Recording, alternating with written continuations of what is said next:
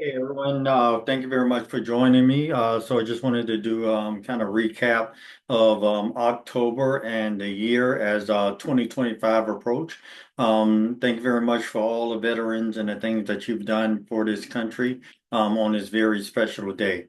When I started Velocity Banking in 2023, I was carrying about $350,000 in debt. As of November 2024, I'm up at about 100 and $62,000 in debt. I initially started with 12 credit cards. I've pared them down to about five, and at least two with significant balance. So for October of 2024,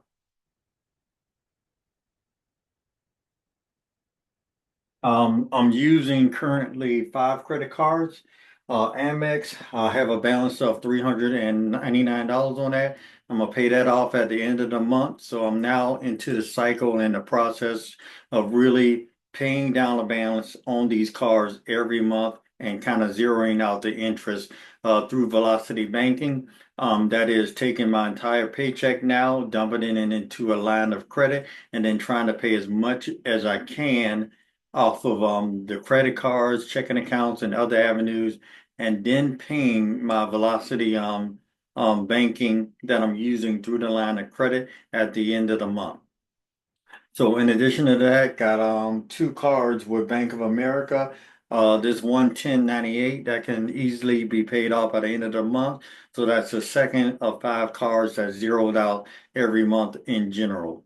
This next card is one that's carrying about $5,000, $5,500 balance with Bank of America. And then I have the additional card that's carrying about a $7,000 balance with Wells Fargo.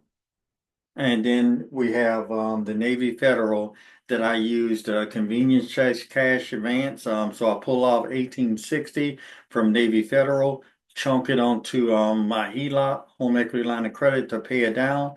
And then before the statement period, I pull it back out of the HELOC and then pay it down. That helped me with the principal balance and the interest and also lowers my utilization on the HELOC for the month.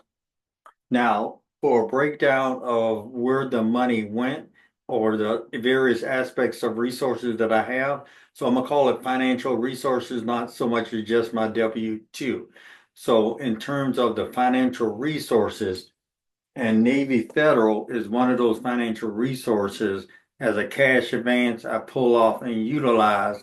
This is kind of how the money went.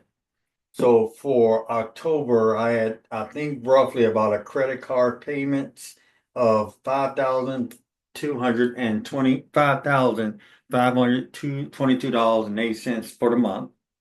My W-2, so after net, an additional $203 came off of my net before I received it in the bank through direct deposits. And I made purchases through the checking account of $2,506 for the month. This is mainly the home equity line of credit that's paid through the checking account, two mortgages that are paid through the checking account, and the student loan that is paid through the checking account, which fundamentally will go away. I won't be making a payment in December, so that money, about close to $1,000 that I was spent having to pay in student loan, will now be a part of the cash flow. So I should have a new budget next month. So this has just been my experience with Velocity Banking since 2023 and trying to understand it and utilize it. I'm currently now down to a number of credit cards, few, really carrying a balance on only two out of 12. So I'm happy about that. That's 10 that I'm not no longer carrying a balance on. Now I'm focusing on how much is going toward the credit card, how much is coming off my W-2, and then how much I'm paying off the checking account. The HELOC that I have um, on one of my investment property, I receive a set of five checks each time. and it takes me about maybe a week and a half to get a set of checks. So I'm trying to come up with a different strategy, a different line of credit that I can utilize that's a little bit more flexible, maybe one that has a credit card, a debit card, and a checking account all in one. And those are called, I think, all in one um, HELOCs, I think. I'm gonna have to go back and look at the phrase. That's where everything is together at one location, and some credit union and some banks offer the all-in-one HELOC or all-in-one mortgage. So I'm looking into that to get a little bit more functionality of what I have. But so far, the line of credit has helped me to pay down some debt, and still have liquidity and still have access to the money if I need to do some other things. For instance, the property that I paid off in 2024, or one of the properties that I paid off, I'm now using that liquidity from the HELOC that I have to pull to pay the taxes on it. And then that's going to push back up the HELOC, but it's good to have that liquidity in general. With this process of velocity banking, I have checking accounts, but it's still minimum. I may have $5, $10 in the checking account throughout the month to try to pay some of the bills. And then once the month ends, I pull from the HELOC and then try to pay off all the credit cards that I can.